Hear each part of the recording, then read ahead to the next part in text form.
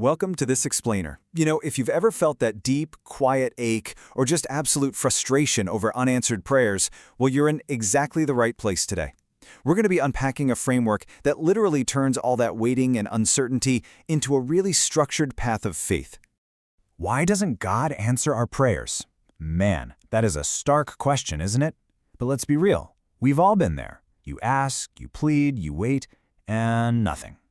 Crickets. It's incredibly painful, and honestly, it's validating that our source material starts right there in that frustration. It fully acknowledges that feeling of just speaking into a void. But what if the problem isn't that God's ignoring us? What if the disconnect is actually on our end of the line?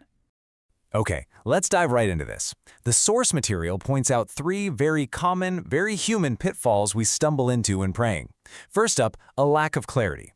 Think about it. If you're running a race but have no idea where the finish line is, you're going to veer off track, right? You've got to know what you're actually asking for. Second is a lack of humility. That's when we come to God with demands instead of requests. And third, doubting God.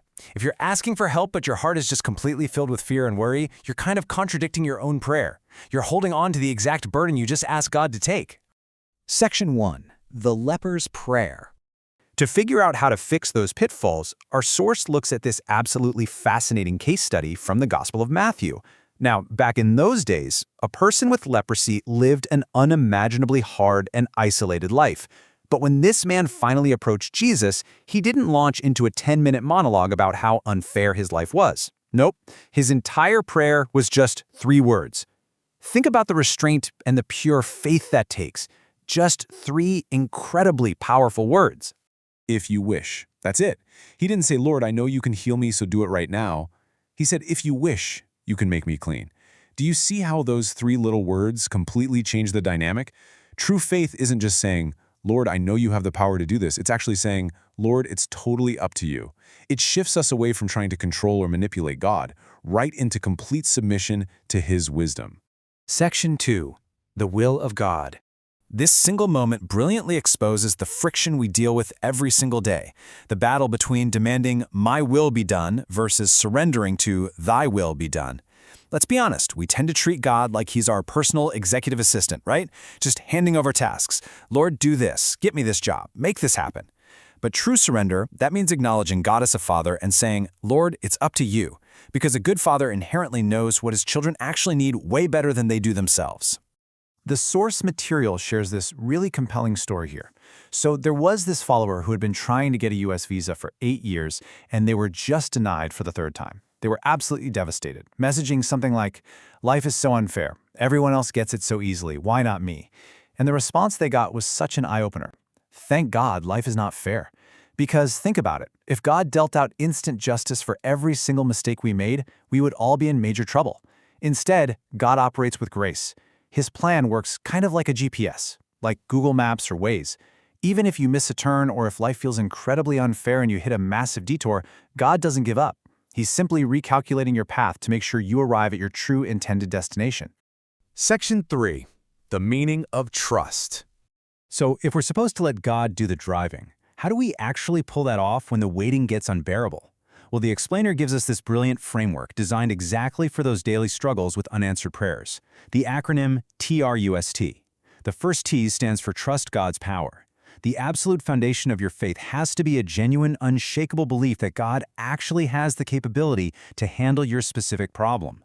Remember, you aren't bringing your issues to someone powerless. You are bringing them to the Creator of the universe. Next up is R, which stands for Remember God's Love. And this one is absolutely critical. When you're met with dead silence, when that promotion just doesn't happen, or the healing is delayed, it's so incredibly easy to feel abandoned. But you have to remember that even in the middle of profound silence, you are deeply and unconditionally loved by Him. He isn't ignoring you, He is preparing you. Which brings us to the crucial point of view. Understand God's timing. Listen, God grants His grace on His perfect, divine schedule, not on our rushed, anxious human timelines. We always want microwave results, right? Quick and easy. But God is usually in the kitchen preparing a slow-cooked feast. Understanding His timing means finally accepting that a delay is not a denial. Then we have S, surrender your plans. This is the part where we finally pry our fingers off the steering wheel. Your plans and your dreams, as massive as they might seem to you right now, are still limited by your human perspective. Surrendering just means embracing the reality that God's plans for your life are infinitely bigger and more beautiful than anything you could ever construct on your own. And finally, we hit the last T. Thank God in advance. This is the ultimate act of faith right here. Don't wait until the miracle is literally sitting in your hands to say thank you. Express your gratitude for the miracle, for the peace, for the resolution, before it even physically manifests. Doing that shows total, unshakable confidence that God is already working behind the scenes.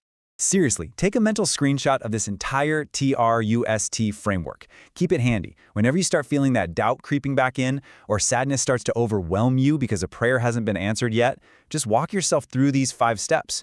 It is such a powerful tool to reset your spiritual focus and stay anchored while you wait. Section 4. Love is greater than miracles. As we wrap this up, the source material moves into a really beautiful, deeply emotional resolution. Now, we might not have a physical skin disease like the leper, but let's be honest, so many of us carry spiritual leprosy inside, don't we? Deep sadness, bitter anger, chronic loneliness, paralyzing fear. But look closely at how Jesus interacted with that brokenness. Step 1, the leper approached. Step 2, Jesus touched him. Step 3, Jesus healed him.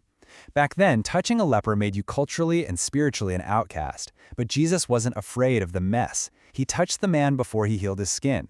Why? Because feeling God's love and total acceptance right in the messy middle of your brokenness is a far greater miracle than the physical cure itself. We so often approach prayer just begging for instant gratification, right? More money, career success, rapid miracles.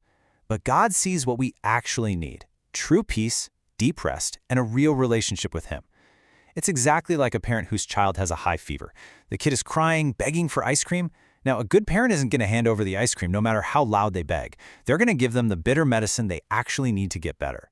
What you want isn't always what you need, and God literally loves you way too much to give you the ice cream when you really need the medicine. So, we arrive at this final, pivotal question straight from the heart of today's explainer. Are you ready to trust His plan? The very next time you bow your head, I really encourage you to just let go of the demands. Try starting your prayer with those 3 powerful words: if you wish. Embrace that TRUST framework, surrender your timeline, and fully open yourself up to the profound miracle of just being loved by God